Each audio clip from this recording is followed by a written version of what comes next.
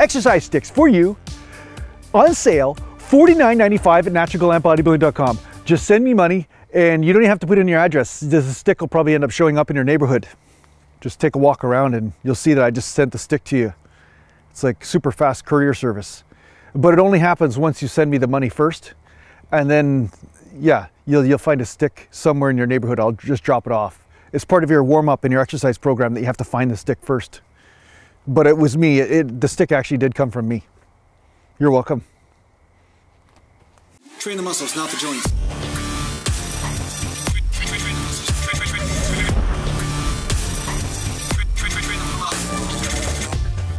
Welcome back to Natural Glam Bodybuilding, and today I'm going to talk to you a little bit about how do you know when you're done training a muscle in a workout. Now, of course, this is going to be a little bit subjective and it's going to be a bit different for everyone. I always say that, but it's the truth, really. I mean, because some people are going to find they have different thresholds of training volume that they need in order to recuperate and get the most amount of gains. But one thing I want to say is that there are a few things to watch out for, and this may help you understand when you're training enough or not enough, right? So the first thing I'm going to say is that if you can get away with just training one set and still getting results and making gains, like such as you're gaining muscle, you're gaining strength, all that sort of thing, then stick with it. I mean, as they say, if it's not broken, don't fix it, right? No, they say it more like this. Don't fix what ain't broke. Something like that. They say it like that. Mr. G would probably have another spin on that. You call Mr. G fat? Usually Mr. G would be like, break it! Don't bother fixing it! Just break everything! Break it! Break it all! So if you're getting results with one set, why not? You know, stick to that. Stick to that. But one thing I've noticed with most of my training is that there is this critical point in the workout that would happen when I hit a certain level of fatigue or muscular breakdown.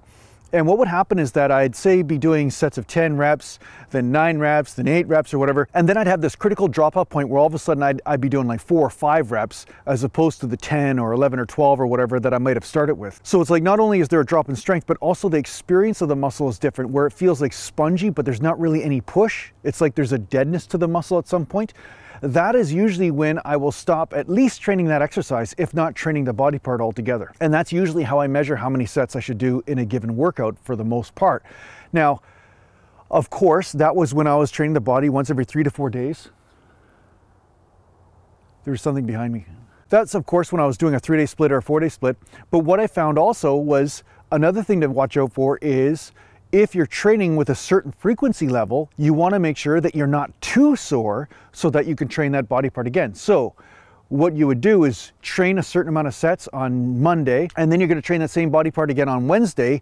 How do you feel? Find out. Are you really sore? Are you just a tiny bit tight?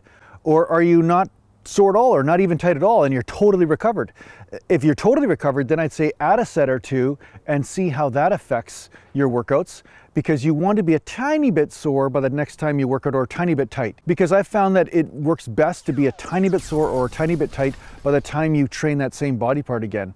So yeah, like I said, if you're fully recovered, then add a set or two and see how you feel and adjust from there. And of course, this is also going to be affected by high rep sets or low rep sets, because you're going to notice that your body responds differently to high reps as opposed to low reps. And sometimes low reps pound the crap out of the joints more than high reps do, but high reps might give you a little bit more muscular fatigue and soreness. So you're going to have to play around with that a little bit. But in the end, in a normal workout, I just notice if I get that dead feeling in the muscle after doing a certain amount of sets, then I stop. And then the other way that I measure is how do I feel the next time I have to train that body part again. Of course, the sun's coming out now, messing up my exposure. So I had to change the exposure there. Sun just came out. Damn. So those are the two ways that I find out whether I'm doing enough sets or not. And of course, the third way is, are you getting results? And if you're not getting results, and maybe you're noticing a bit of the dead feeling, or maybe you're noticing that you're not getting sore, or maybe you're noticing that maybe you're getting sore and you're getting the dead feeling, then try increasing the sets anyway and see what happens.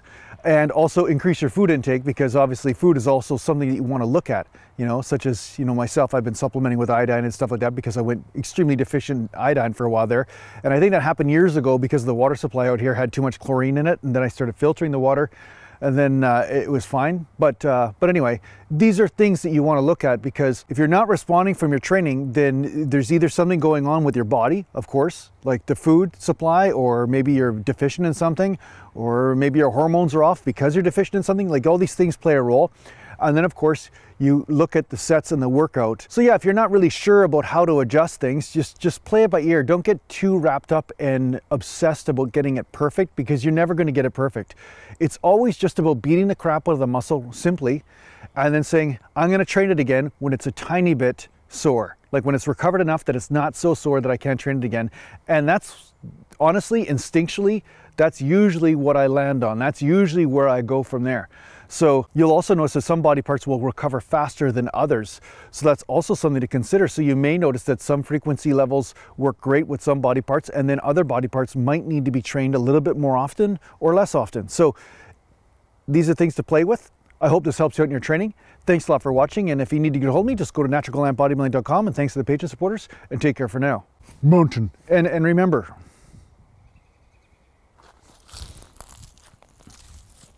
it's also important to stick to your training.